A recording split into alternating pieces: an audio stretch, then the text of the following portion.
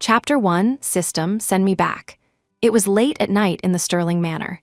Hazel Bennett lay paralyzed on the bed, staring at the empty room, and closed her eyes in agony. Host, are you sure? You only have 1 month left to live in your original world. Here, at least, you are alive.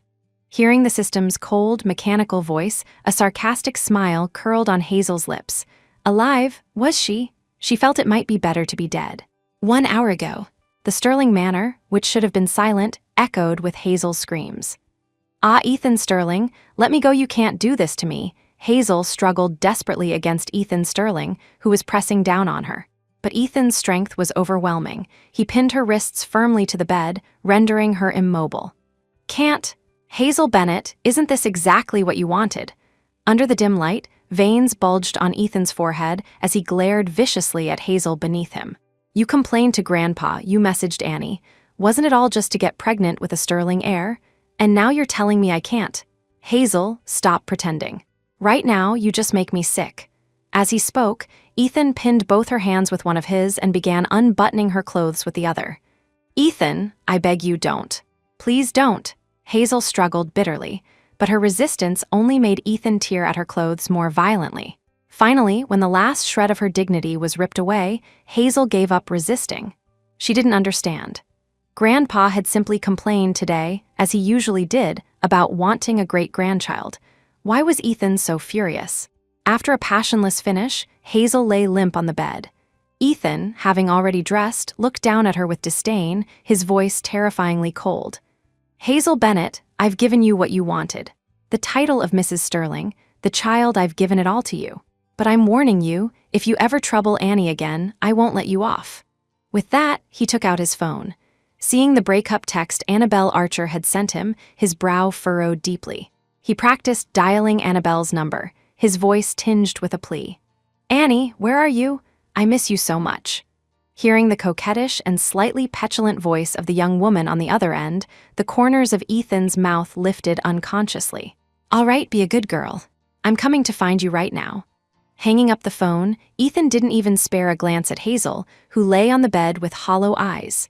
He grabbed his coat and walked out the door. Thinking back on this, tears flowed uncontrollably from the corners of Hazel's eyes. Yes, system, I'm sure. Compared to the humiliation Ethan subjected her to, what was the pain of cancer in the real world? Hazel had been sent to this world by the system to win Ethan's heart. But unlike others, Hazel had begged for this mission herself. She was a terminal cancer patient, and her will to live had attracted the system. The system told her that if she successfully won Ethan over, she would not only live but also become the young Mrs. Sterling. Hazel never expected that during the 2 years of her mission, she would truly fall in love with Ethan. Just as she was trying to find a way to get close to him, the Sterling family butler called her. Miss Bennett, I am terribly sorry to disturb you. The chairman has been in a car accident and needs a blood transfusion. You and the chairman both have that rare panda blood type. Please, could you save the chairman? Okay. Hazel agreed without a second thought. She never imagined this would be her ticket to becoming Mrs. Sterling. After recovering, Chairman Conrad Sterling, wanting to thank Hazel and knowing she liked his grandson, took it upon himself to engage Ethan and Hazel, even though he knew his grandson already loved someone else. Ethan could have refused, but Grandpa threatened him with the inheritance, forcing Ethan to agree. In 3 years of marriage, Ethan had never touched Hazel. Yet tonight, he had forced himself on her, trampling her dignity into the dirt. Since he hated her so much, she would grant his wish and leave him. Confirmed, the return mechanism has been activated. You will return to your original world in 1 month. Hearing the mechanical voice once again, Hazel closed her eyes in exhaustion. Chapter 2, Waking up the next day, the moment Hazel turned on her phone, an overwhelming number of messages flooded her vision. Almost all of them were from Annabelle Archer. There was a photo of Ethan's back as he gently cooked for her in the kitchen. There was a photo of Ethan and her, cheek to cheek, fingers interlocked. There was a photo of Ethan passionately kissing her. There were so many. And these were things Ethan had never done for Hazel. Looking at the photos Annabelle sent one by one, Hazel felt no ripples in her heart. It turned out that when a heart is wounded to its deepest point, it truly stops feeling. Deleting the chat and blocking Annabelle, Hazel got up to wash and dress. Today was the anniversary of Grandma Rosalind's death. She had promised Grandpa she would accompany him to visit her grave. Declining the driver's offer, Hazel wanted to walk alone for a while. However, she never expected to run into Annabelle on her way to meet Conrad. "Let's talk." Annabelle blocked Hazel's path, her eyes full of provocation. Seeing Annabelle deliberately revealing a glaring red hickey on her neck, Hazel frowned. "We have nothing to talk about." Saying this, Hazel stepped around Annabelle, not wanting to get entangled. But unexpectedly, Annabelle grabbed Hazel's arm backhanded. Before she could react, Annabelle's stinging slap landed on her face. "Hazel Bennett, you unwanted charity case, what right do you have to speak to me like that?" Watching Hazel cover her cheek, blood already seeping from the corner of her mouth, Annabelle smiled sarcastically. Everyone knew Hazel was an orphan. If it weren't for the Sterling family's sponsorship, how would she have even qualified for university? Yet, someone like her became the young Mrs. Sterling. Why? "Hazel, you cheap tart with no upbringing. If it weren't for you, the position of Mrs. Sterling would have been mine." Saying this, Annabelle raised her hand again to slap Hazel, but this time Hazel caught it swiftly. "Miss Archer, please show some respect." With that, Hazel shoved her hand away forcefully, and Annabelle fell to the ground. "Respect? Ha, does someone like you have any dignity? Seeing that Eth only loves me, you went and seduced Grandpa Sterling to get him to give you the position of Mrs. Sterling. Tusk, tusk, tusk, that old coffin dodger. Tell me, when you two are together, can he even get it up?" Annabelle covered her mouth and laughed. "You!" Hazel, who had turned to leave, stopped in her tracks when she heard Annabelle insult Grandpa. She turned around, raising a trembling hand, her eyes filled with flames of anger. Annabelle could say whatever she wanted about her, but she could not insult Grandpa Conrad. "What are you doing?" Just as Hazel's hand was about to fall, Ethan suddenly appeared and firmly caught the hand that hadn't yet landed. "Eth! Ethan!" Annabelle, sitting on the ground, instantly changed her expression. She scrambled up and ran behind Ethan to hide, mist filling her eyes. I don't know what happened. I was waiting here for you to come back, but Miss Bennett suddenly appeared and pushed me to the ground without a word. She called me a cheap tart and said I was ruining your marriage. But Ethan, I really love you. I thought about not disturbing you too, but I can't control myself." Annabelle began to sob softly behind Ethan's back. Hearing the tearful Annabelle behind him, Ethan frowned deeply and turned to glare viciously at Hazel. "Hazel, I told you, if you ever trouble Annie again, I won't let you off." With that, Ethan grabbed Hazel's hand and flung it hard. This time, it was Hazel who was thrown to the ground. Looking at the furious Ethan and the triumphant Annabelle hiding behind him, Hazel pursed her lips tightly and said nothing. The bias was obvious. Saying anything more was useless. "Hazel, don't think I won't touch you just because Grandpa backs you up. I never said I loved you, and I never will. As the third wheel, you should know your place and just play the role of Mrs. Sterling." Saying this, Ethan pulled Annabelle into his arms, carefully checking if she was hurt. "And you, meeting someone like this, couldn't you just stay away? Come on, I'll take you to the hospital to see if you're injured anywhere." Ethan gently scolded the woman in his arms. After confirming she wasn't hurt, the worried Ethan still dragged Annabelle toward the hospital, not giving Hazel even a single glance. Annabelle turned her head to look at Hazel, still on the ground, unable to suppress the smile on her lips. Watching Ethan's retreating back, Hazel stood up with a bitter smile. He never loved her. Her presence was nothing but a joke. Not wanting to see the two of them snuggling any longer, Hazel turned, intending to leave that place. But just then, a sedan suddenly rushed out. Before she could react, Hazel lay in a pool of blood. Chapter 3, when she woke up again, she was in the hospital. The pungent smell of disinfectant made Hazel frown. She had always hated this smell, but whether in the real world or the system world, she couldn't seem to escape it. "Hayes, you're awake," beside her, a gentle and aged voice sounded. Conrad Sterling looked distressingly at the child who had once saved his life. "Grandpa?" Seeing Conrad's kind face, Hazel could no longer control the grievance in her heart. Her tears burst like a dam, flooding out all at once. "Poor child, it's okay now." Gently soothing Hazel's forehead, Conrad's eyes also began to redden slightly. "That drunk driver has already been arrested. Hayes, your face. What happened?" Having been worried about Hazel's condition earlier, Conrad only now noticed that Hazel's face was red and swollen, clearly not a mark from a car accident. I'm fine. Dodging Conrad's inquiring gaze, Hazel didn't want to tell Grandpa about what happened today. Sigh, I just called Ethan. He said he'll be here soon. That brat, really? How could he let you go out alone? Look how dangerous it is. Asking no further questions, Conrad knew that Hazel had always been a child who didn't want to cause worry. During their conversation, Ethan pushed open the hospital room door with a blank expression. Look at you. Where were you all morning? You can't even take care of your own wife. Seeing Ethan enter, Conrad raised his cane and struck him affectionately. Company business. Neither dodging nor flinching, Ethan replied coldly. Then he walked to the bedside, staring coldly at Hazel lying there.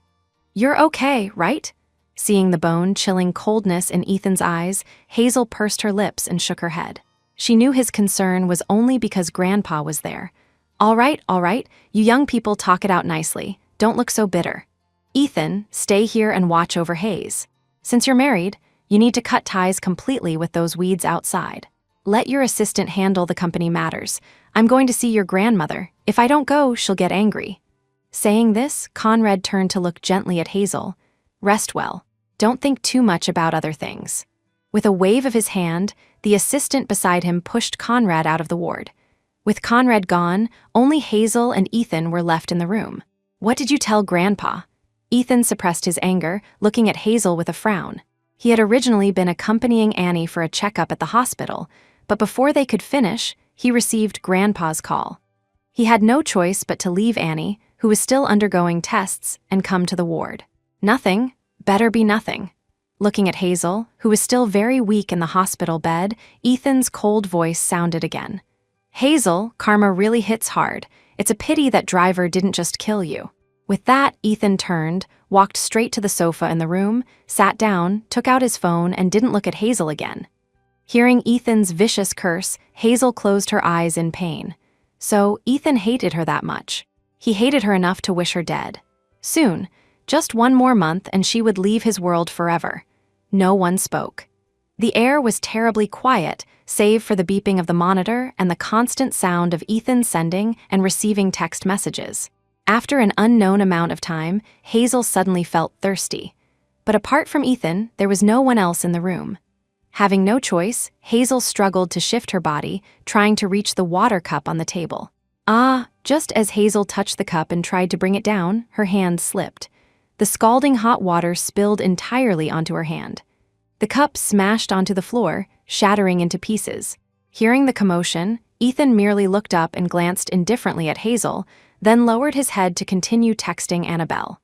Seeing Ethan's indifference, Hazel, who had intended to ask for help, shut her mouth. Enduring the searing pain from her hand, Hazel gritted her teeth, forcing herself not to cry until a nurse came in to change the dressing. Oh my God, your hand, what happened? Seeing Hazel's bright red palm, the nurse gasped. Before Hazel could speak, the nurse turned and ran to get burn ointment. After the doctor and nurse applied the medicine and bandaged Hazel's hand, and then left, Ethan hadn't looked up once. Chapter 4, looking at her right hand, bandaged like a dumpling, Hazel suddenly remembered that summer 3 years ago. At that time, she had just given blood to save Grandpa, but due to long-term malnutrition, she had fainted. When she woke up, Ethan was by her side. Thank you. Ethan's voice was gentle, though it carried a hint of distance. You're welcome. Taking the water Ethan handed her, Hazel smiled weakly. Perhaps because she had just woken up and was too weak, Hazel couldn't hold the cup steady. The warm water spilled out, and the cup fell to the floor. Although it was only warm water, back then, Ethan had rushed out of the room to call the doctors and nurses. Same scenario. That time, Ethan's concern for her was real. But this time, his indifference towards her was also real. Glancing once more at Ethan, still sitting motionless on the sofa, the last bit of love in Hazel's heart vanished. Let it be. Perhaps they should never have started. 2 weeks later, Hazel was successfully discharged. For the past 2 weeks, Ethan came to see Hazel every day, strictly following Grandpa's orders, never missing a day. But today, the person picking Hazel up from the hospital was Julian Sterling. Grandpa said he has something to do today and couldn't make it. Sister-in-law, I'll take you home in a bit. As soon as he entered, Julian began packing Hazel's things. Where's your brother? Looking at Julian's grinning face, Hazel frowned. Although he looked very much like Ethan, Ethan gave off a gentle feeling, whereas Julian felt dangerous. Who knows? Seeing Hazel's guarded expression, Julian shrugged helplessly. Let's go, sister-in-law. The driver has been waiting downstairs for a long time.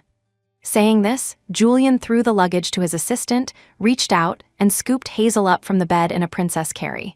Julian, what are you doing? Put me down, I'm your sister-in-law. Hazel, reacting quickly, tried to struggle free, but she was locked firmly in Julian's arms. Sister-in-law, I know, but you're a patient right now. Julian smiled devilishly at Hazel in his arms. He lowered his head and blew softly into Hazel's ear. Sister-in-law, you smell really nice. Looking at Julian so close, Hazel stopped moving. She didn't know what this madman would do if he really got angry. Julian placed Hazel in the car and then got in himself. Oh my, sister-in-law, what's this near your eye? Leaning close, Julian placed a hand near the corner of Hazel's eye and gently blew away some dust.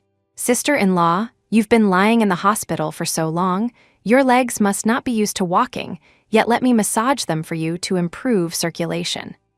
Julian lifted Hazel's legs onto his own lap and began to knead them gently. Looking at the smiling Julian, Hazel felt a chill run down her spine. Finally, arriving at the villa, Hazel couldn't wait to put on her shoes and get out, but she was stopped by Julian again. Sister-in-law, why run so fast? Careful you don't twist your ankle. Julian opened the door and carried Hazel out of the car again. Entering the villa and settling Hazel on the sofa, Julian was about to say something when his phone suddenly rang. Checking his phone, Julian's smile curled up uncontrollably. He looked up at Hazel. Sister-in-law, something came up at the company, so I'll leave first. Rest well at home, and don't run around. Saying this, Julian rubbed the top of Hazel's head dotingly, then turned and left the villa. Watching Julian's retreating back, Hazel finally let out a sigh of relief.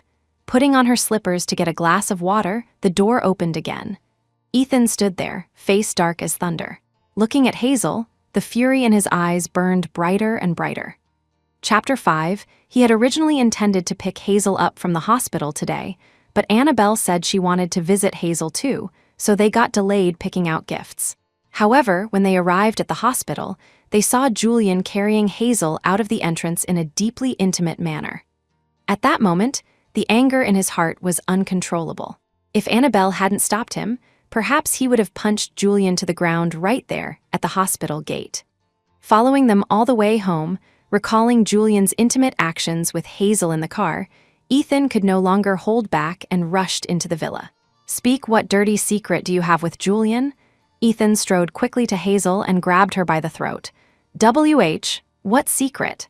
Hazel desperately hit Ethan's hand, trying to make him let go, but Ethan was too strong. Her struggles were futile. Don't think I don't know. If you hadn't promised him something, why would Julian be so attentive to you? Ethan's grip tightened. Hazel, do you have no shame? Don't forget you are my wife and he is my brother. I didn't. Let go. Staring desperately at the enraged Ethan, feeling the air thinning, Hazel thought she would die here before the system could transport her back. But just then, Annabelle arrived. Ethan, let go quickly, you're really going to kill her. Annabelle's cry pulled Ethan back from the edge of insanity. Looking furiously at Hazel, who had collapsed on the floor, the anger in his eyes didn't diminish in the slightest. He looked at Annabelle pulling his arm, then at Hazel clutching her throat and coughing continuously. Suddenly, Ethan grabbed Annabelle's hand and walked toward the bedroom. Ethan, don't. Hearing Annabelle's pleas and moans from the bedroom, Hazel closed her eyes in agony. Did Ethan have to torture her like this? Struggling to get up from the floor, Hazel wanted to leave, but her feet felt as heavy as lead. In the end, she could only slump onto the sofa, letting her heart be torn to shreds by Ethan. Hazel grabbed the remote, turned on the TV, and turned the volume to the max, as if that could numb her, drowning out the sounds coming from the bedroom. After an unknown amount of time, Ethan finally ended the war. Dressed and walking out, he looked coldly at Hazel slumped on the sofa. Hazel, are you that cheap? You can sit through even this. Walking up to her, seeing her red-rimmed eyes, he frowned. But quickly, a cold gaze replaced his furrowed brow. Ethan reached out and pinched Hazel's chin. Hazel, listen carefully. In life, you are my wife. In death, you are my ghost. If you dare seduce Julian again or plot anything with him, Ethan's words were cut off by a ringing phone. Grandpa, MN. All right, I understand. Hanging up, Ethan gave Hazel a deep look, then took the hand of Annabelle, who had just walked out of the bedroom, and left the villa. Watching the backs of the two leaving, Hazel finally felt the pain coming from her palm. Without realizing it, her fingernails had dug deep into her flesh. Raising her hand, watching the blood flow down her palm, it felt as though her heart had been pierced by Ethan, leaving a hole that could never be filled. While Hazel was lost in thought, her phone rang too. It was Grandpa calling. "Hayes, there's something I've been thinking about for a long time. I want to talk to you in person. Can you come over?" "Okay." Hearing the kind yet old voice on the phone, Hazel agreed without hesitation. She stood up, simply bandaged the wound on her hand, and called the driver to take her to Conrad's residence.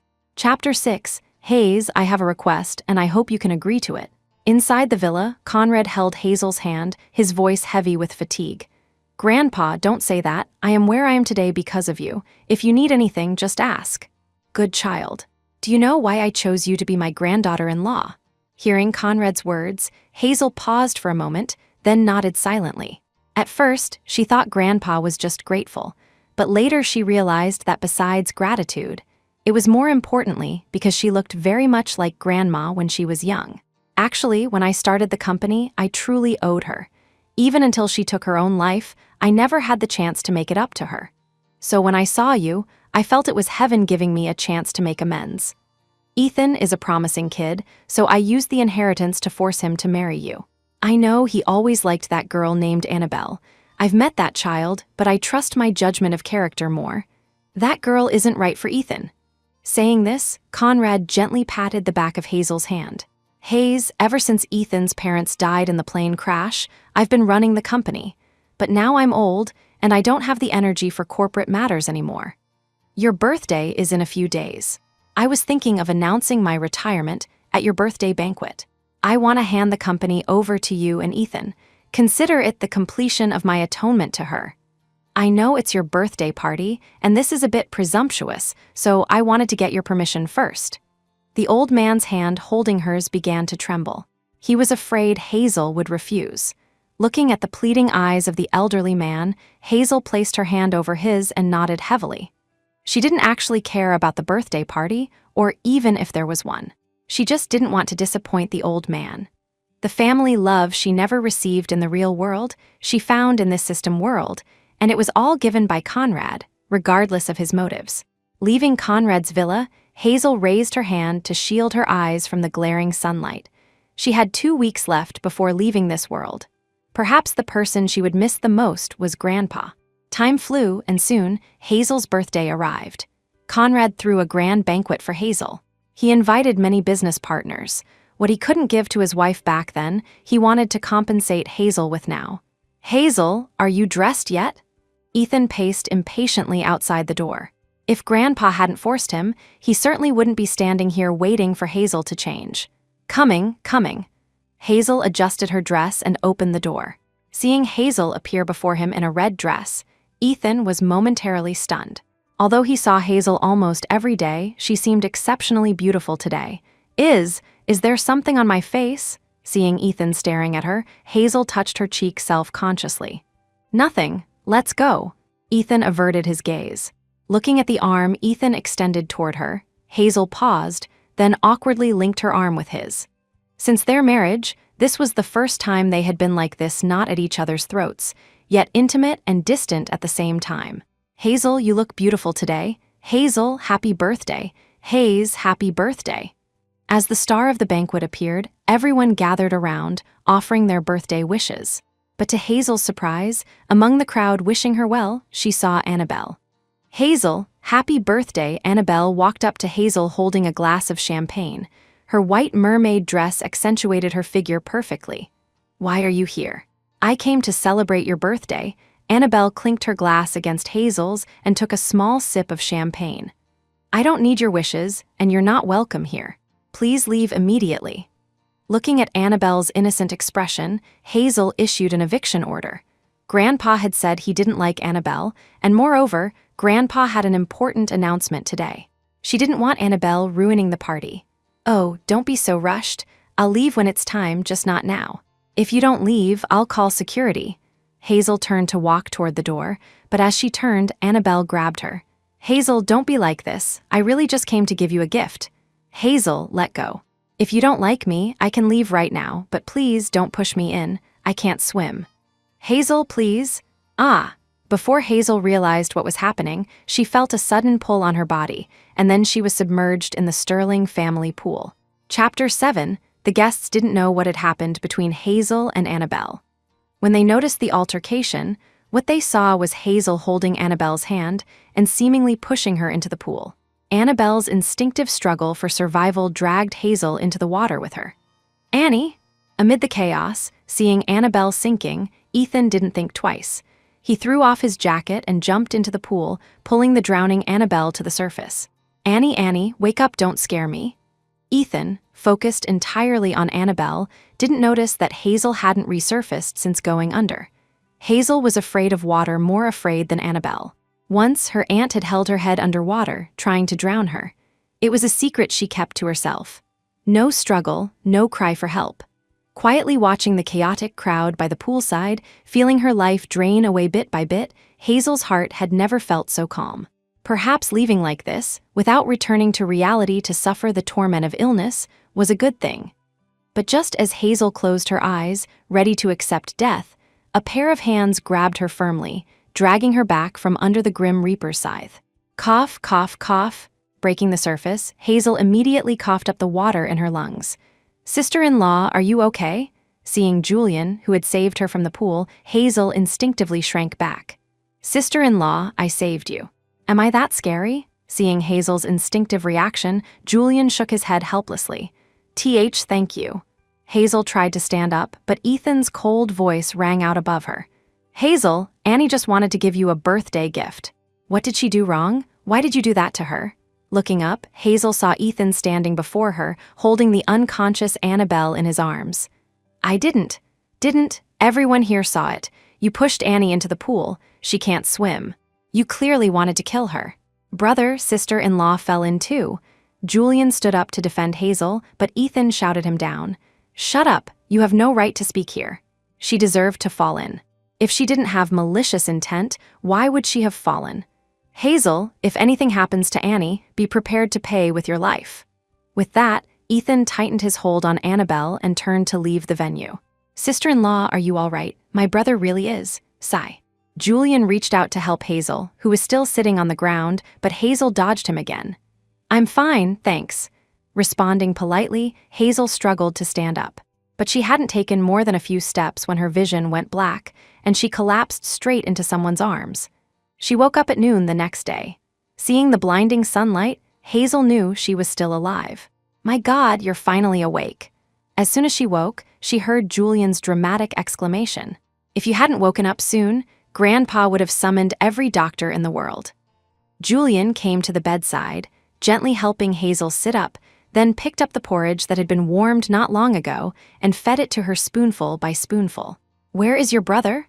Chapter 8. Watching Julian's actions, Hazel frowned. With Grandpa's personality, he wouldn't have let Julian take care of her. Sigh, don't mention it. After he left with Annabelle yesterday, Grandpa called him countless times, but he didn't answer. In the end, he just turned off his phone. Because of this, Grandpa was so angry his blood pressure spiked. He's lying in the next room right now. As they spoke, Julian's phone suddenly chimed. Glancing at the message on the screen, Julian turned back to continue the topic. "Sigh, how could my brother be like this? For an outsider?" Sigh. "I say, sister-in-law, why did you choose my brother back then?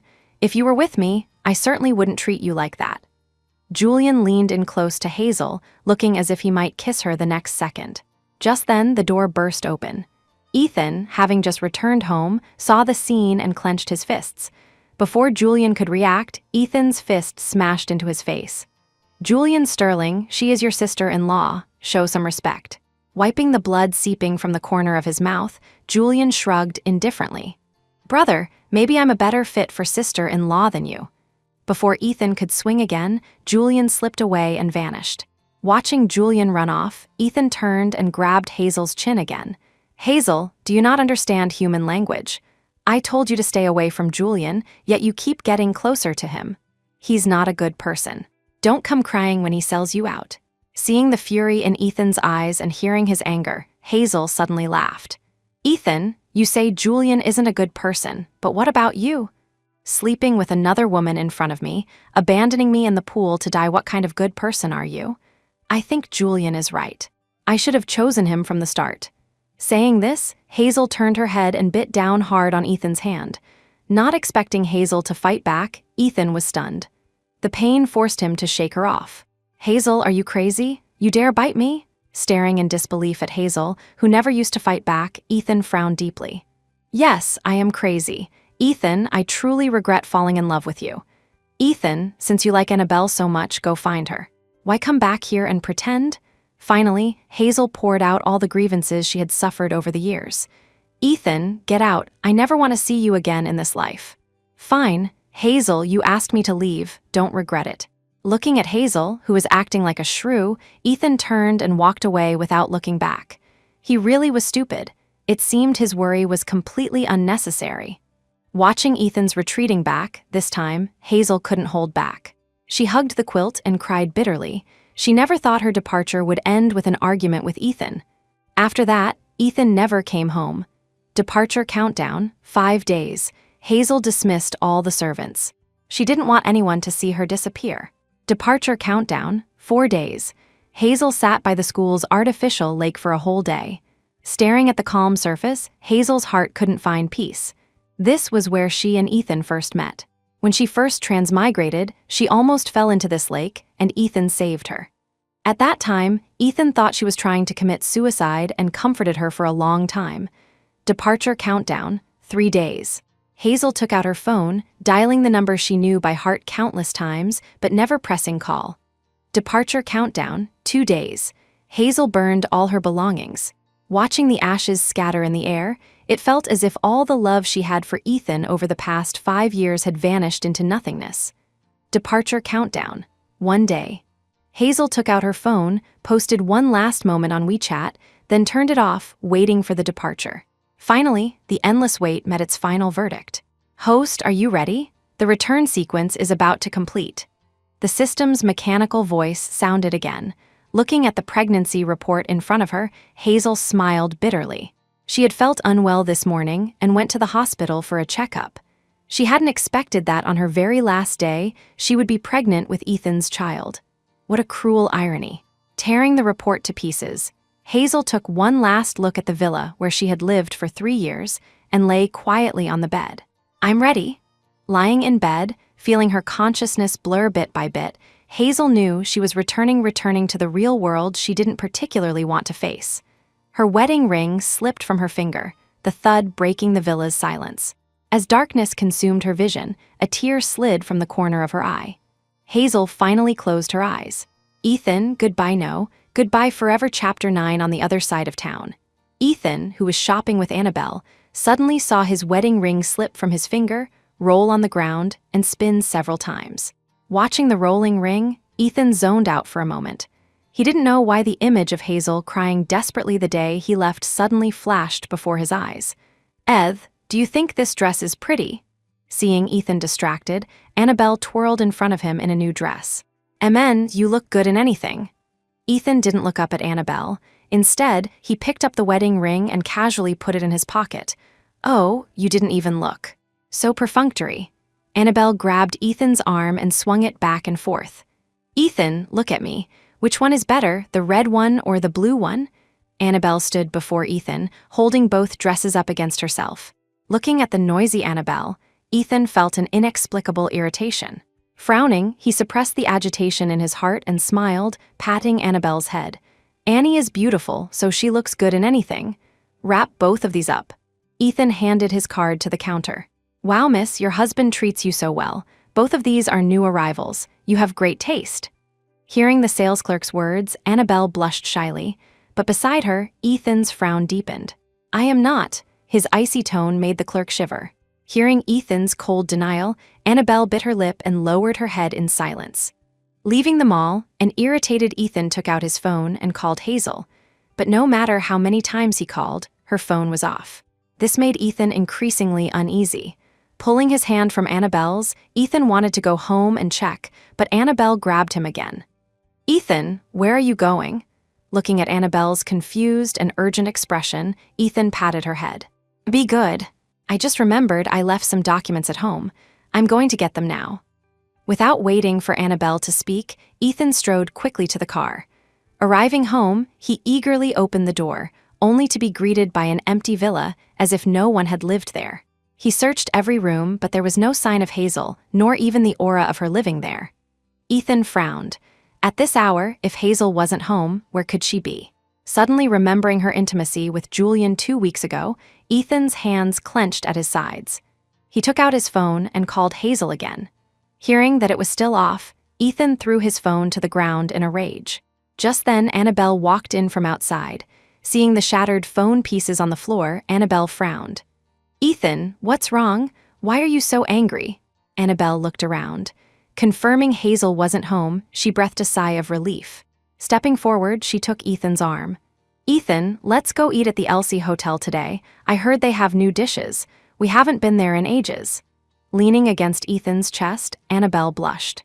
The Elsie Hotel was where she and Ethan first met. They were at a party, and her period came early, staining her dress. Ethan noticed and gave her his jacket to cover it up. From then on, she fell for the man who saved her from embarrassment. But Ethan didn't seem to hear her. He stared blankly at the broken phone. After a long while, he suddenly pushed Annabelle away and stormed out the door. Pushed away, Annabelle fell heavily onto the sofa. Watching Ethan's rushing figure, she frowned tight. She hurried to follow him. She had never seen Ethan lose his composure like this. Driving like a maniac, Ethan drove straight to Julian's villa. Chapter 10, Julian, where are you hiding Hazel? Bursting into the house, Ethan shoved Julian aside. Without a word, he began ransacking Julian's villa, but there was no sign of Hazel anywhere. Watching Ethan trembling with rage, Julian sat calmly on the sofa and sipped his tea. "Ethan, Hazel is your wife. You run to me asking where she is? If you didn't hide her, why is she missing? Speak, where did you hide her?" Ethan grabbed Julian by the collar. Before Julian could react, a fist landed on his face. "Don't forget, she's my wife." Looking at the blood at the corner of Julian's mouth, Ethan raised his hand for another punch. "You still know she's your wife? You don't watch your own wife, and you come here demanding people?" Julian wasn't about to take it. He shoved Ethan away and raised his hand to punch back, but Annabelle stepped between them. "Julian, he's your brother." "Hey, brother, I don't have a brother." Julian lowered his hand, wiped the blood from his lip, and returned to the sofa to drink his tea. "You." Seeing Ethan about to charge again, Annabelle stopped him this time. Ethan, don't fight. Let's talk this out. I believe Hazel isn't here with Julian. Think about it, where does Hazel usually like to go? Or maybe she went shopping with friends." Annabelle hugged Ethan, dragging him out of Julian's villa. "Ethan, don't panic yet. Hazel really shouldn't have left without telling you.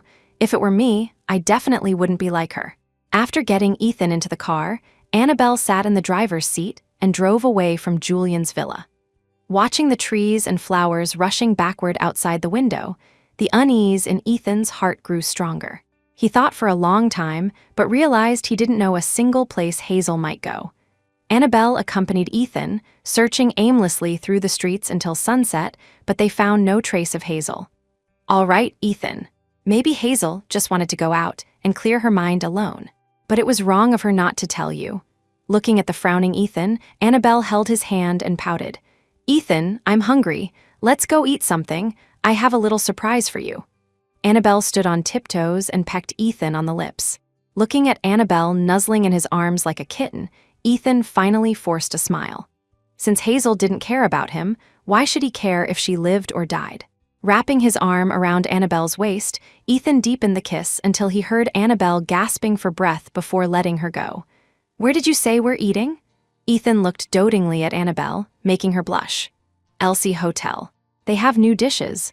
"Okay, let's go there." At the Elsie Hotel, Annabelle looked contentedly at Ethan sitting opposite her, her eyes full of happiness. "Ethan, do you remember this is where we first met? Back then, you were quite the gentleman. Ethan, did you know? From the first moment I saw you, I fell hopelessly in love with you. Ethan, all these years, my love for you has never changed." "Ethan." Annabelle chattered on, but Ethan was staring out the window at a young couple by a street stall. He remembered Hazel loved eating at those stalls. When she was chasing him, she loved dragging him to eat street food, just like that couple. Thinking of Hazel's embarrassing moments back then, Ethan didn't realize the corners of his mouth were widening into a smile. Seeing Ethan's growing smile, Annabelle thought he was reminiscing about their past and felt a sweetness in her heart. "Ethan, happy 10th anniversary." Annabelle took an envelope from her bag and placed it excitedly in front of Ethan. Annabelle's excited voice pulled Ethan back to reality. Looking at the envelope, he was stunned for a moment before remembering that today, 10 years ago, was the day he met Annabelle. "Annie, It's okay, I know you're busy. As long as I remember these things, it's fine." Annabelle pushed the envelope closer to Ethan. "Ethan, open it, my 10th anniversary gift to you." Ethan smiled and opened the envelope. But the moment he saw what was inside, his face instantly darkened. Chapter 11, "Annie, we can't keep this child." Looking at the ultrasound report inside the envelope, Ethan frowned tightly. He remembered using protection every time. This child was too unexpected. "Ethan, this is our baby." Annabelle's eyes turned red and her voice choked up. "Annie, you know Grandpa won't agree. But he's already 3 months old." "Ethan, can I please give birth to him? I can raise him myself. Hazel has you by her side. I just want something to remember you by." Annabelle knelt at Ethan's feet, looking up at him pleadingly. Seeing Annabelle like this, Ethan felt conflicted. He reached out to help her up and gently stroked her hair. "Be good, Annie. You know the first child of the Sterling family must be born to Hazel. It's okay.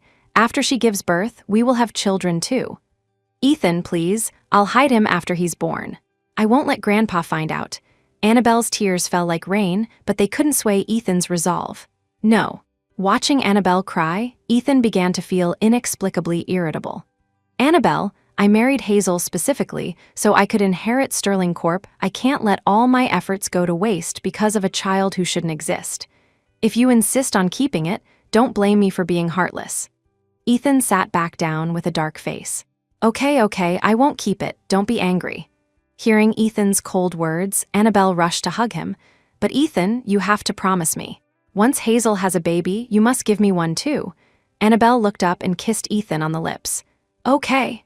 Stroking Annabelle's silky hair, Ethan finally smiled. After dinner with Annabelle, Ethan returned to her place. But the unease in his heart kept him awake. Bored, he scrolled through his phone until he finally found the post Hazel made at 23:59 the previous day. "Goodbye," everything staring at these 2 words with a tight frown.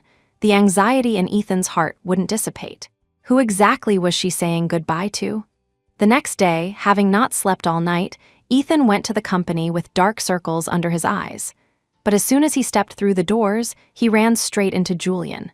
"Oh, isn't this General Manager Sterling? Oh, wait, I forgot. The current General Manager is me." Julian deliberately stepped in front of Ethan, looking at him provocatively. "What do you mean?" "Ethan, didn't you know? Grandpa removed you from the General Manager position. On Hazel's birthday, Grandpa publicly announced me as his heir. You are nothing now." Julian reached out and patted Ethan's face. "Say that again?" Ethan grabbed Julian's collar, anger overflowing from his eyes. "Ha ha ha ha, say it as many times as you want, it's the same. From the moment you chose to save Annabelle, this position was no longer yours. You knew the old man valued Hazel and disliked Annabelle, yet you still chose Annabelle. Ha ha ha ha, you don't know, after you left that day, the old man's face turned green. He announced me as his heir right then and there.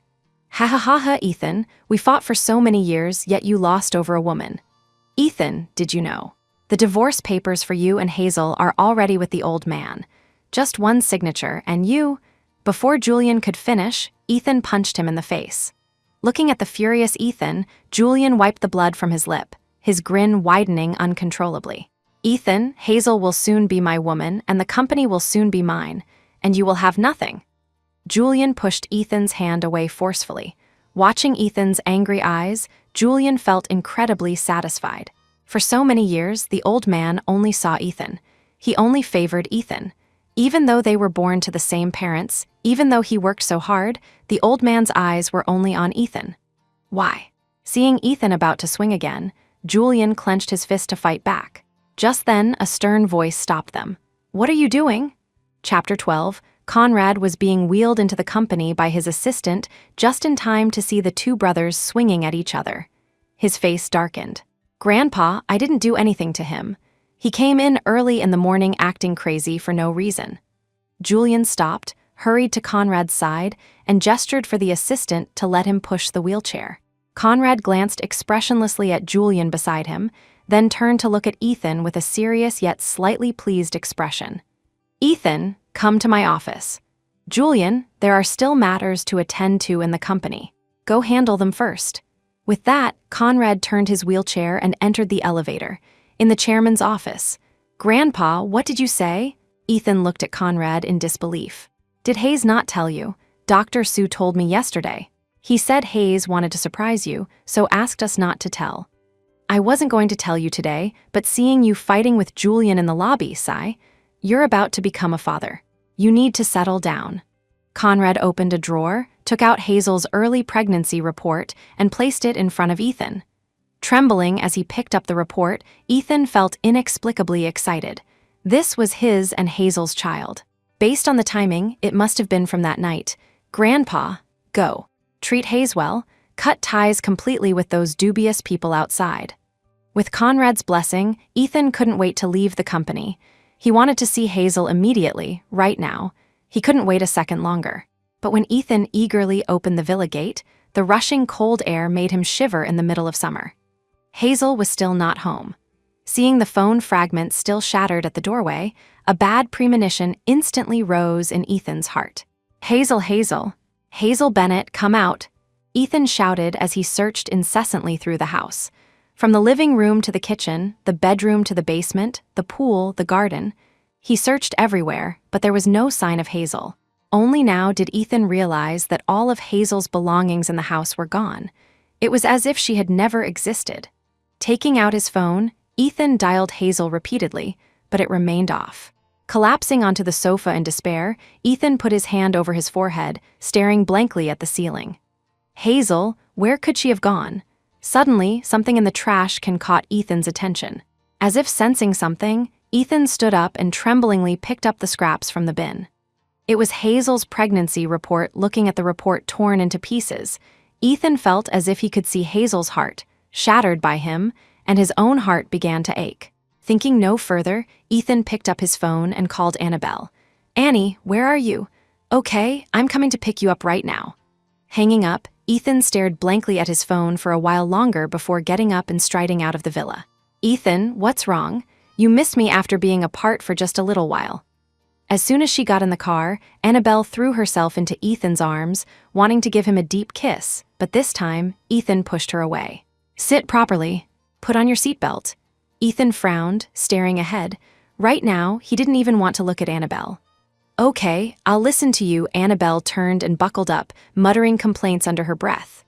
Really, you wanted me so many times last night, and now you're so cold. Hearing Annabelle's complaints, Ethan suddenly floored the gas pedal. Ethan, slow down, I'm scared. Annabelle grabbed the handle in fear, but Ethan showed no sign of slowing down.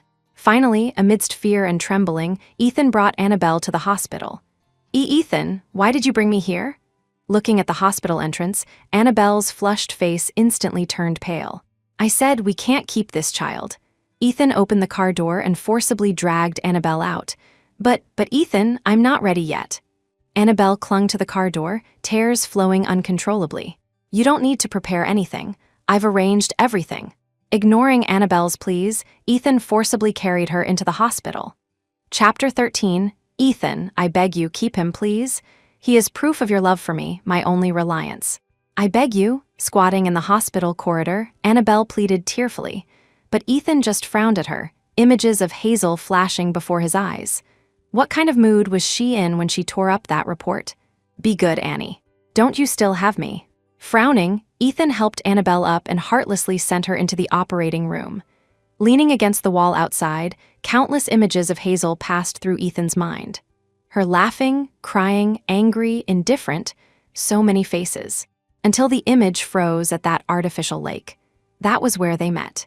He, who never went to the artificial lake, went there for the first time and met Hazel, who wanted to jump in and end her life. He, who never meddled in other people's business, unexpectedly saved her. Even before he realized it himself, he had held Hazel in his arms. When did this girl start existing in his vision so constantly? Thinking of every little moment with Hazel, the corners of Ethan's mouth involuntarily deepened. But just then, a nurse ran out of the operating room screaming, "Mr. Sterling, it's bad, Miss Archer." She ran away. Ran away. What happened? Just now, when I took her inside, she said she needed the restroom, so I let her go. But when I went to look for her, she wasn't there. We looked everywhere, but there's no sign of her in the surgery wing. Seeing Ethan's face darkening, the nurse stopped talking. Hearing the unfinished sentence, Ethan clenched his hands tightly at his sides. Turning around, he strode to the security room. Emerging from the security room with a dark face and tight lips, Ethan strode to his car and drove straight to the company. The footage clearly showed Annabelle taking a taxi straight to the company after leaving the hospital. He couldn't let Annabelle cause a scene in front of Grandpa. Thinking of this, Ethan floored the gas again. Finally, entering the company with apprehension, seeing everything calm, Ethan breathed a sigh of relief. However, as he hurried toward Grandpa's office, he heard arguing coming from Julian's office. "Annabelle, are you crazy? It's broad daylight. What are you doing making a scene here? Julian Sterling, let me tell you, if you don't find a way to save this child, I will tell old man Sterling everything about you and me." "Annabelle, have you lost your mind? If you dare say a word, I won't be able to save either you or the child.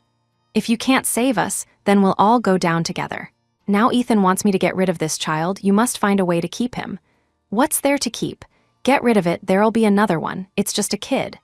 "Julian, you beast, this is your child, are you going to kill your own child with your own hands?" "Fine, since it's come to this, I have nothing to hide either. Tell me, if the old man and Ethan find out that on Hazel's birthday, you deliberately let me in to ruin her party, and you conspired with me to make Ethan see you two being intimate. Guess what the old man and Ethan—" Before Annabelle could finish, the sound of breaking glass came from the office, followed by Julian's gritted threat. "Annabelle, you dare?" "Cough, cough, what wouldn't I dare? You were the one who approached me for cooperation first. You said as long as the old man gave Sterling Corp to you, you would marry me. Now you're going to let Ethan abort our child. Julian, if you don't let me live well, I won't let you live well either." More commotion followed. Outside the door, Ethan clenched his fists, unable to hold back any longer, and kicked open the office door. Chapter 14, Ethan, save me? Upon entering the office, Ethan didn't bother looking at Annabelle on the floor. Instead, he strode forward and grabbed Julian by the collar. "You just said, you made me see you and Hazel being intimate on purpose." Looking at the bruise on the corner of Julian's mouth from the morning, the anger in Ethan's eyes was uncontrollable. Julian looked surprisingly at Ethan, who had suddenly barged in. He paused, then shoved him away and straightened his collar. "So what if I did? Ethan, you don't deserve Hazel at all. I don't know what got into the old man to force Hazel to marry you. If Hazel had liked me back then, none of this would have happened. Ethan, general manager, this is. Oh my WH, what happened?" Before Julian could finish, the assistant walked in and gasped. Only then did the two men arguing in the office notice that Annabelle, pushed by Julian earlier, had hit something. Blood was flowing continuously from her lower body, and she had collapsed on the floor, unconscious. "Call an ambulance." Quickly, Ethan rushed forward, picked up the unconscious Annabelle, and carried her out of the company, in the hospital corridor. "Speak, what exactly happened?" Conrad sat in his wheelchair, looking darkly at the two men standing before him, heads bowed in silence. "Grandpa, it was brother. I don't know what madness he's suffering from. Beating me this morning wasn't enough. He ran into my office this afternoon for no reason."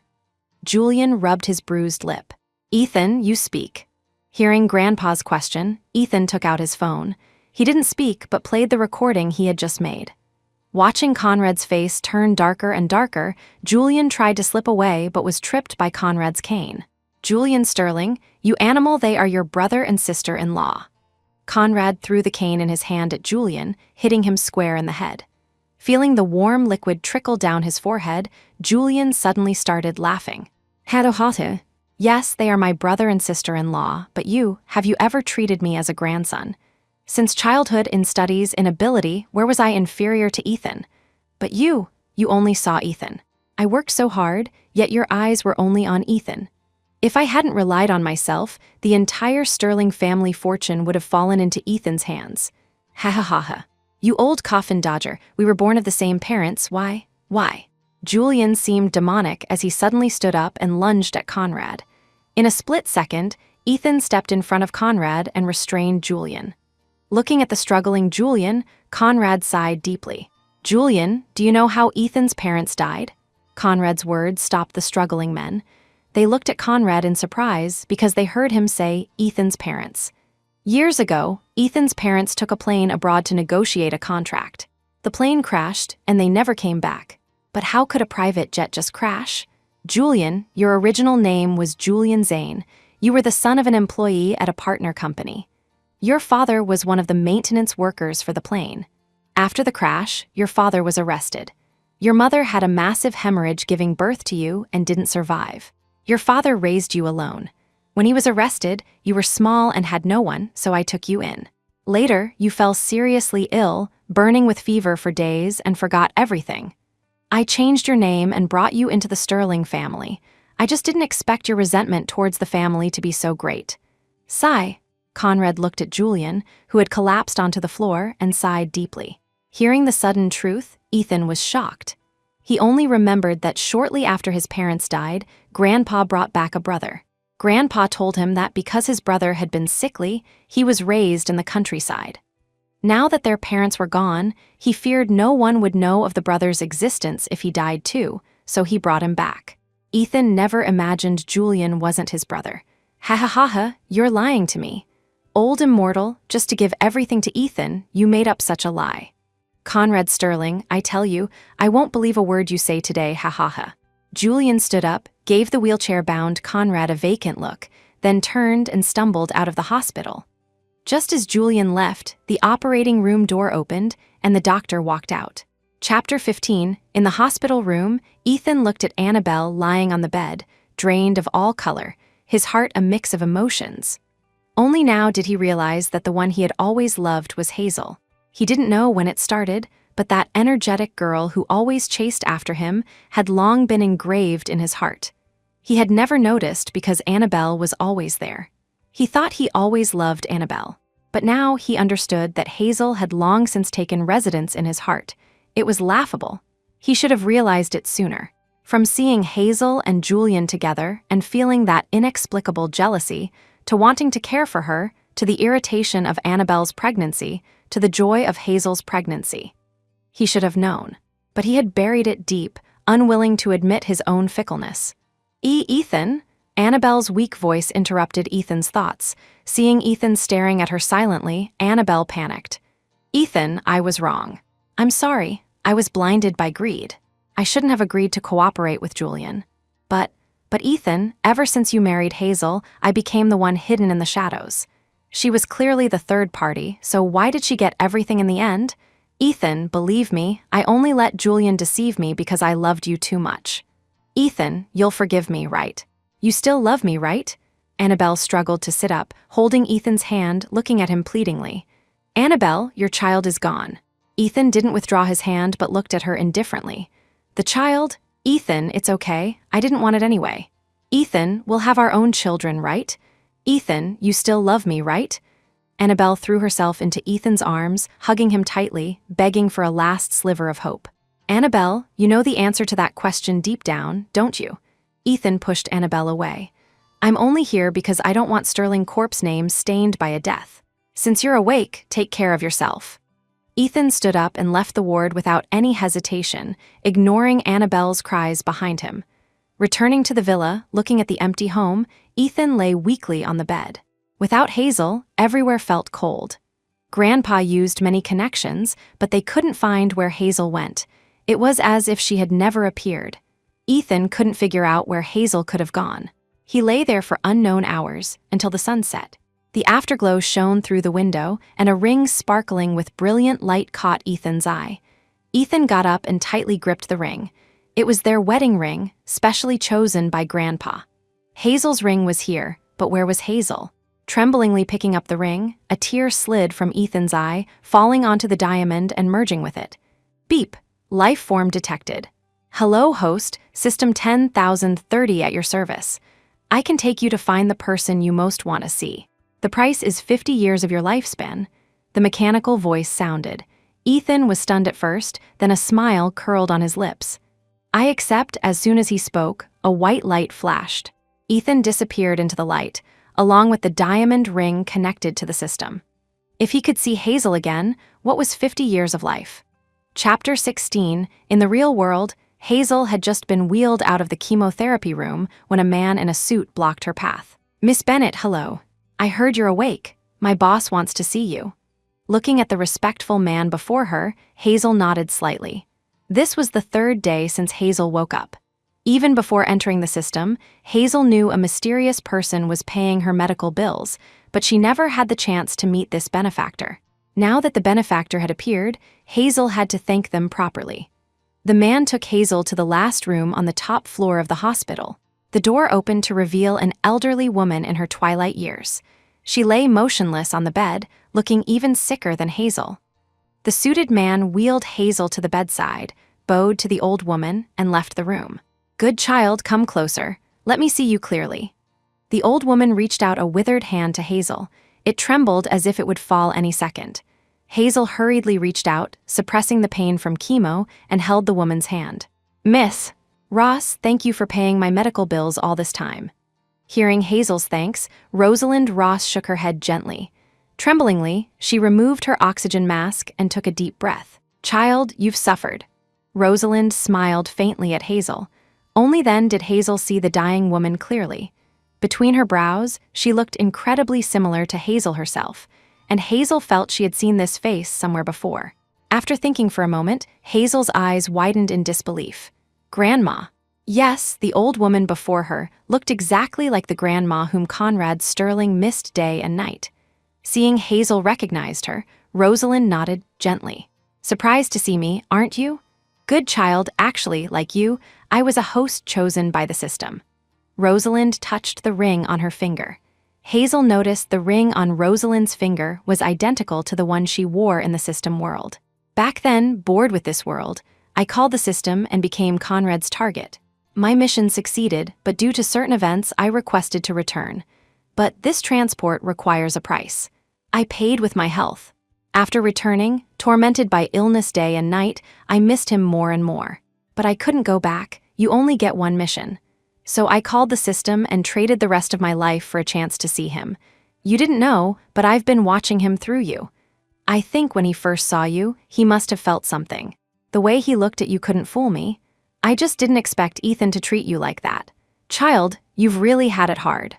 Rosalind wanted to reach out and touch Hazel's head, but speaking so much had exhausted her strength. This time, I'm really leaving. I've left all my assets to you. Hazel, thank you for letting me see him one last time. I have no regrets in this life. With that, to Hazel's shock, Rosalind closed her eyes forever. Looking at Rosalind, who looked as if she were sleeping, Hazel's face was covered in tears. She didn't know why she was crying, only that the tears couldn't be stopped. Declining the suited man's offer to escort her, Hazel left the ward. She just wanted to be alone. However, she never expected that while pushing her wheelchair, lost in thought, she would run into the person she thought she would never see again. Chapter 17. When Hazel met Ethan, she was pushing her wheelchair in the hospital garden, basking in the sun. Thinking about the truth she just heard in the ward, Hazel didn't notice the slope ahead. The wheelchair rolled down uncontrollably. Unable to dodge, it crashed straight into a passerby. The wheelchair flipped, Hazel fell to the ground unable to get up, and the person was knocked by the sudden impact into the hospital's artificial lake. Seeing someone fall, the doctors and nurses in the garden rushed over to help Hazel back into the wheelchair. Just then, before Hazel could react, she was pulled into a wet embrace. Hazel, it's you, it's really you. Ethan hugged Hazel excitedly, ignoring his soaked clothes. He thought the mechanical voice was a hallucination. When the white light brought him to this world, when he saw Hazel in the wheelchair, he thought he was dreaming. But falling into the lake, feeling the biting cold water, he was sure. He wasn't dreaming. He really saw Hazel again. Hearing Ethan's voice, Hazel froze, then pushed him away with all her might. Ethan Sterling. Why are you here? Looking at the sudden appearance of Ethan, Hazel was full of confusion. She wanted to ask clearly, but her body wouldn't allow it. From chemo to meeting Rosalind to meeting Ethan, the shocks were too much for her brain and body. Waiting for no response, Hazel felt her head grow heavy and her vision darken. Looking at Ethan's anxious, blurry face, Hazel fell into a deep faint. When she opened her eyes again, she was back in the ward. Smelling the disinfectant, seeing the man beside the bed holding her hand tight with red, swollen eyes, Hazel finally confirmed that seeing Ethan wasn't a dream. "Hazel, how? How did you become like this?" Looking at the pale Hazel with barely a breath left, Ethan's heart ached so much he couldn't breathe.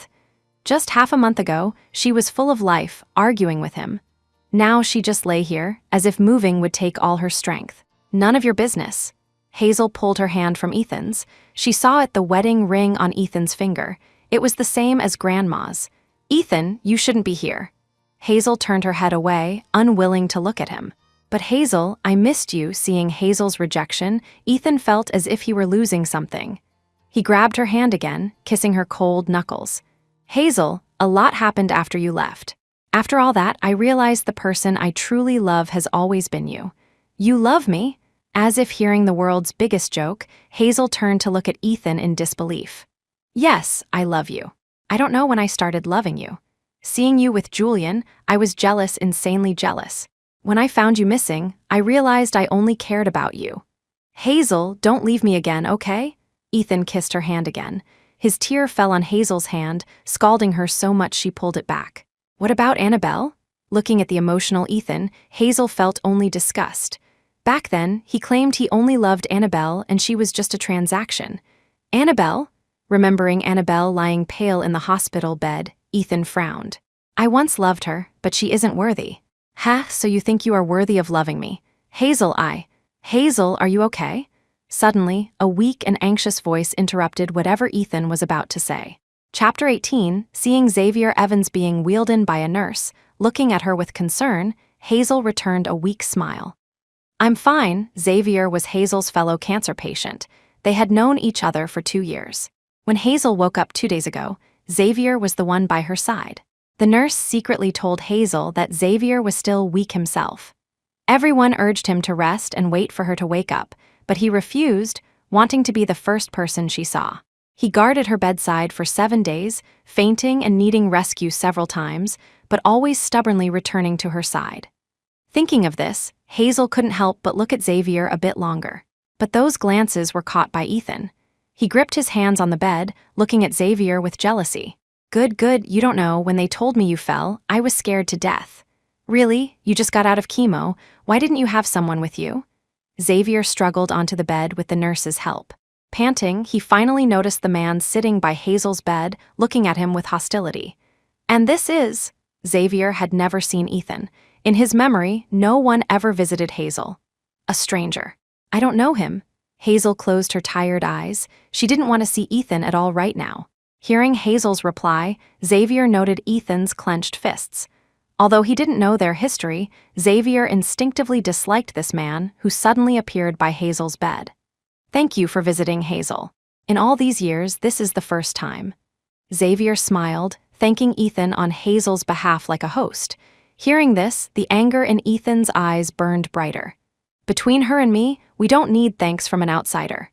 Ethan turned to look at the sleeping Hazel, stood up, and pulled the curtain between Hazel and Xavier's beds. "Hazel, look how thin you are. You must not have been eating well. I'll go see what good food there is and bring it back. You need to eat well so the baby can grow healthy." "Hazel, I know everything.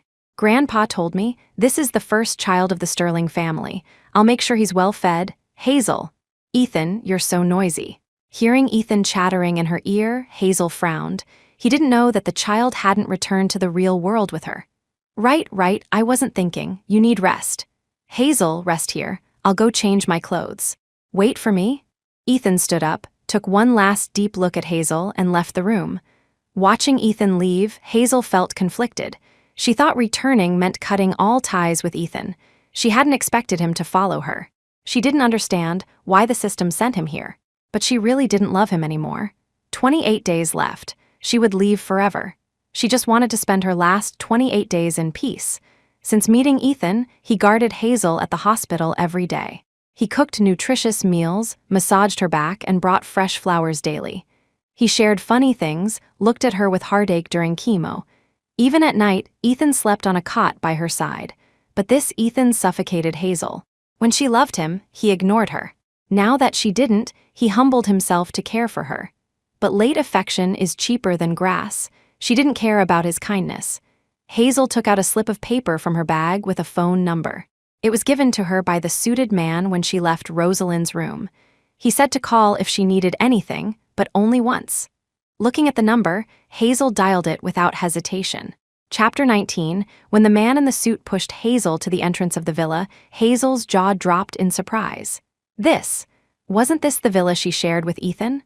Are you sure this is Grandma Rosalind's villa? Hazel turned to look at the man in disbelief. The man nodded slightly, then handed her a key and a bank card. This card contains all of Miss Ross's savings. The password is your birthday. My mission is complete. I wish you a pleasant life. Without waiting for more questions, the man turned and vanished into the distance. Watching him disappear, Hazel shook her head helplessly and wheeled herself into the villa. Finding the bedroom familiarly, Hazel lay on the bed. She was too tired. She needed rest. Hazel closed her eyes wearily and drifted off. She didn't know how long she slept, but the sound of a door opening woke her. It was the next morning, but who would come here? Hazel slowly got out of bed. To her surprise, when she went downstairs, she saw Ethan busy in the kitchen. Hazel, you're awake? I just made porridge. It's still hot. Come eat. Ethan placed the porridge on the table and turned back to his tasks. Ethan, why are you here? Looking at the busy Ethan, Hazel was too stunned to speak. Me? I've always been here. Ethan poured a glass of milk for her. Hazel didn't know that the day Ethan left the hospital soaked, a man in a suit found him. The man claimed to be the system inside the ring that brought him here. He took Ethan to the villa and vanished. Ethan was shocked to find this world identical to his, down to the trees on the street. Taking a chance, Ethan opened the door. When he found Hazel missing from the hospital yesterday, his first thought was the villa. Seeing Hazel sleeping peacefully there, his tension finally released. Now, looking at the shocked Hazel, Ethan felt everything was arranged by fate. Destiny bound them together. No matter how much time was left, he wouldn't let go. Ethan, did you follow me? I didn't. Besides, if I followed you, how would I have gotten in? All right, stop thinking so much. Come eat breakfast. Ethan seated Hazel and pushed the food toward her. But looking at it, Hazel lost her appetite. Ethan, let me go. Let yourself go. You know I only have 2 weeks. Can't you let me go in peace? Ethan, I'm tired. Really tired. Hearing this, Ethan paused in making toast. He stood with his back to her, red-eyed, silent. Yes, he had asked the doctor. Stage 4 stomach cancer. 14 days left. But lately, Hazel's appetite improved, she vomited less, and her color looked better. He kept hoping for a miracle. Hazel, don't say that. You'll get better. Ethan suppressed his tears, turned, and squatted before her. Hazel, let me stay with you, okay? Even if you don't forgive me, let me stay. I finally realized my feelings. Hazel, don't push me away. Ethan hugged the seated Hazel tightly. But this time, Hazel pulled away. Ethan, I don't love you anymore. Why do you shamelessly cling to me? Seeing Ethan's red eyes, Hazel felt annoyed. It's okay. I love you, that's enough. I know I hurt you deeply. I don't ask forgiveness, but let me stay. Hazel, please, give me a chance to make up for my mistakes. Ethan knelt before her, begging for a chance to atone. But once missed, it's missed. There is no medicine for regret. Apologies are just for his own peace of mind. Looking at the kneeling Ethan, Hazel frowned. Fine. Hazel stood up and left the villa. Chapter 20, when Hazel returned to the villa, she brought someone with her. Zav, you'll live here from now on. Hazel led Xavier into the villa, holding his hand in front of Ethan, showing him every corner. Seeing Xavier, Ethan felt the blood rush to his head, threatening to burst his vessels. Suppressing his rage, Ethan watched their smiling backs, clenching his fists tighter. He knew Hazel was doing it on purpose. Ethan, Xavier likes sweet things, not spicy. Pay attention when cooking. Ethan, Xavier likes green, forest green, not white. Change the sheets and curtains in the bedroom to green. Ethan, Xavier has a bad appetite today and threw up. Make something bland. Ethan, Xavier has chemo today, drive us. Ethan, Xavier. Listening to the orders, Ethan pressed his lips together and agreed to everything. Until one morning a week later, Ethan returned from the market to find the villa in chaos. Hazel, where are you?" Fear surged in Ethan's heart, skipping a beat. He called out, but the empty villa offered no response. Finally, he found the unconscious Xavier by the pool. Sensing something, Ethan rushed to the pool edge. Sure enough, Hazel lay motionless in the water, just like at that birthday party. Seeing Hazel, Ethan's heart leapt to his throat. Without thinking, he jumped in and pulled her out. "Hazel, wake up, don't scare me, please, wake up." Giving her CPR, his cold hands finally warmed when he saw her cough up water. Xavier? But upon waking, Hazel immediately ran to the unconscious Xavier. She slapped his face, but the pale Xavier didn't react. "Ethan, are you stupid? Call 911. Zav, wake up, don't scare me." Watching Hazel scream at him, Ethan's heart ached to the point of suffocation. So back then, he was such a bastard. At that birthday party, he chose Annabelle and hurt Hazel to the core. Trembling, Ethan dialed emergency services. At the hospital, watching Xavier wake up, Hazel sighed in relief. "Xavier Evans, are you stupid? I'm dying anyway, why save me?" Hazel buried her face in Xavier's chest and cried. Seeing the tearful Hazel, Xavier smiled. "Silly Hazel, what dying? You'll live a long life." Watching their gazes lock, Ethan felt bitter. "Hazel, what exactly happened at home?" Ethan stepped between them, blocking their view. "It was Aunt Petunia. She heard I had money and found the villa. I wanted to call the police, but she grabbed my phone." Hazel's hands trembled. She hadn't expected her aunt, who hadn't visited in 2 years, to show up. Seeing Hazel's anger, Ethan called the police. The police arrived quickly. The villa cameras clearly showed Aunt Petunia and her gang breaking in, ransacking the place, and holding Hazel's head underwater to demand her bank password. Xavier tried to save her, but was pushed down and fainted due to his weakness. Hazel refused to give the password, so they threw her in the pool and took everything valuable. Watching the footage, Ethan realized his palms were bloody. His nails dug into his flesh, but the pain was nothing compared to his heart. Helping the police arrest Aunt Petunia and her gang, listening to her curses, Ethan stepped forward and covered Hazel's ears. Chapter 21, Hazel's Death Countdown, Day 4. She woke early, looked at her pale reflection, and finally put on beautiful makeup. After the incident with Aunt Petunia, Hazel didn't dare let Xavier stay. She knew Xavier's feelings, but she hadn't reciprocated. She didn't have much time, she didn't want to hold him back. Xavier was different. His illness could improve. She was facing certain death. Stopping her thoughts, looking at her rosier reflection, Hazel got up to leave. She promised the dean she'd visit the orphanage. Going downstairs, she saw Ethan up even earlier, making breakfast. "Ethan, why are you still here?" Hazel hadn't expected that pretending to love Xavier wouldn't drive Ethan away. He seemed to have changed, no longer the Ethan she knew. Hearing Hazel, Ethan froze. Did she want him gone that badly? Looking at his wrinkled hands holding the knife, Ethan closed his eyes in pain. He discovered it this morning. The 50-year lifespan payment was coming due. Putting down the knife and hiding his hands behind his back, Ethan turned with a smile. "Hazel, won't you forgive me, no matter what I do?" "Sigh, Hazel, I said I'd stay by your side whether you hate me or not. By the way, you're up early, not sleeping more?" Ethan washed his hands, put on gloves, and brought breakfast to her. Looking at his gloved hands, Hazel frowned. "Ethan, it's summer. Why are you wearing gloves?" "Nothing, just felt a bit cold." Ethan placed the food in front of her. "Eat, or it'll get cold and hurt your stomach." "I have to go out later, you." "I'll go with you." Before Hazel finished, Ethan interrupted. His time was short, he just wanted to be with her. Looking at Ethan's pleading eyes, Hazel finally nodded. She had loved him deeply once. Though not now, the memory of that emotion remained. Taking Ethan to the orphanage, seeing his confusion, Hazel finally told him everything. "My parents died in a car crash when I was small, according to my aunt. She took me in for their money. She had a son 5 years older than me who bullied me. One New Year, it snowed heavily. I had a fever, but he kicked me out, calling me a virus. I was 7, in thin pajamas, watching the lights of other homes, fainting on the road alone. The dean saved me, paid for my treatment, and pulled me back from death. Later, the dean took care of me until my sponsor appeared. Seeing someone sponsoring me, my aunt happily took me back. But since I was hospitalized, she never visited. That day was the first time I'd seen her in years. Hazel sighed. Thinking of the dean, Hazel's eyes reddened. 2 years ago, shortly after Hazel was hospitalized, news came that the dean had passed away from illness. Hazel, it's okay, you. I'll beat you to death, you shameless thief. Ethan's words were interrupted by a commotion nearby. Chapter 22, when Hazel and Ethan rushed over, they saw a little girl cowering in the crowd, surrounded by other children kicking and punching her.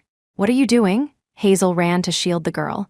Seeing the girl's bruised mouth but stubborn eyes, Hazel's heart ached. This child looked so much like her past self. Auntie, she's a bad kid. Stay away from her. The dean gave me 5 candies, but she stole 2. Look. A boy stepped out, holding 3 candies up to Hazel. Did you steal them? Hazel looked at the girl in her arms. Seeing the girl shake her head stubbornly, Hazel stroked her hair gently. Then tell Auntie what happened. He ate his candies but wanted mine. I wouldn't give them, so he grabbed mine and hit me. The girl started crying in Hazel's arms. Looking at the tear-streaked face, Hazel hugged her tightly. She had experienced the same scene at Aunt Petunia's house. Bringing the children to the new dean, the surveillance confirmed the girl's story. The boy was punished with sweeping, and the candy was returned. Watching the girl skip away, the new dean sighed. Hazel, that child is just like you were. Seeing her reminds me of you. Dean Zhang has been gone for years. Thank you for remembering her and this failing orphanage. The new dean held Hazel's hand. She had just received notice that a Miss Hazel Bennett donated $50 million for expansion. If not for you and Dean Zhang, there would be no Hazel Bennett today. Hazel, is this your boyfriend? Looking at Ethan behind her, the dean nodded politely. Glancing back, Hazel didn't reply but held the dean's hand. Dean, I just came to visit. It's been a long time. Good, good. The dean showed them around and discussed future plans. Listening to this, Hazel's smile widened. It was good. The place she lived would get better. Hazel's death countdown, day 2, she visited Xavier. He looked much better, though his mother wasn't fond of Hazel. Understandable. Who would like someone who pushed their son toward death? Returning home, Hazel noticed Ethan getting stranger. In the heat of July, he wore not just gloves, but a hat, scarf, and mask, showing only his deep, reluctant eyes. Ethan, we're inside. Why are you bundled up? I'm cold. Ethan shrank his neck, acting cold, but sweat beaded on his forehead. In her weakness, Hazel didn't notice the sweat. Hazel, will you still not forgive me? Chapter 23, seeing Hazel heading upstairs without looking at him, Ethan finally asked the question he wanted to ask. Now, his hair, face, and body had aged to that of an old man. He bundled up to hide his abnormality from Hazel. He felt his life draining. He knew he was leaving, but he wanted forgiveness before the end. Hearing Ethan, Hazel paused. Staring at her unmoving toes, Hazel sighed deeply. Ethan, why bother? We can't go back. What meaning is there in forgiveness? Ethan, a broken heart can't be pieced back together. Ethan, just go. Hazel didn't hesitate anymore and went straight to her room. She didn't see the hunched Ethan clutching his chest in agonizing pain, slowly collapsing. Hazel's death countdown, the final day. Lying in bed, recalling her life, feeling the last bit of life drain away, Hazel finally closed her eyes. It was good. Leaving without pain was good, but being human was so tiring. In the next life, could she please not be human? A final crystal tear fell from Hazel's eye, its sparkle matching the diamond ring. The light shot from the bedroom, through the living room, into the ring on Ethan's finger. A blinding white light flashed, and Ethan returned to his world. But his world would never have Hazel again. Back in the system world, looking at his aged self in the mirror, Ethan smiled bitterly. He was back, but his world had changed drastically. Grandpa passed away shortly after he left. Before leaving, Grandpa left the company to him.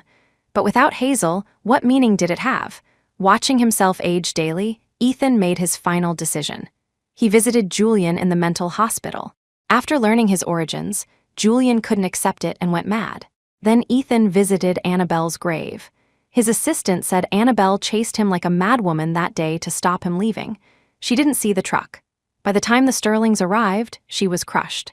Knowing what she did to the Sterlings, the Archer family disowned their dead daughter. The Sterlings handled her body and found the grave. Finally, Ethan went to the orphanage. Although the place was the same, the people were different. Staying there all day, seeing the donation certificate, Ethan smiled. He donated all of Sterling Corp's assets to the orphanage. Returning to the empty villa, Ethan took a knife into the bedroom. Lying on the bed where Hazel slept, Ethan cut his artery without hesitation. Feeling the blood flow from his wrist, feeling life vanish, Ethan smiled his deepest smile. Hazel, can I find you in the next life? Hazel, in the next life, let me fall in love with you first, the end.